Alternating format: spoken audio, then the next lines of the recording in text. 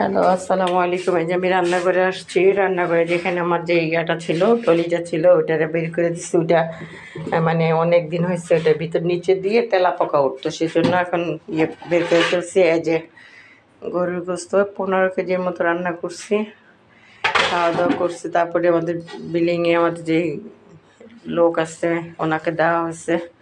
তারপরে আমরা লাচ্ছি সময়টা এভাবে দুধের মধ্যে না দিয়ে দুধটা গরম করে তারপর ওটার মধ্যে দিই। তো করে অনেক কাজকর্ম করা হয়েছে, রান্নাবান্না করার মধ্যে ভাত, তরকারি, ডাল আর গরুর মাংস, পোলাও করা হয় নাই। এখানে ভাগে ভাগে সবার জন্য মাংস রাখা আছে আমাদের বাড়ির জন্য। তারপরে আছে সবার জন্যই, নাম নাই বাবা বললাম। তো আপনাদের কুরবানিটা ঈদ কার কেমন কাটলো জানাবেন।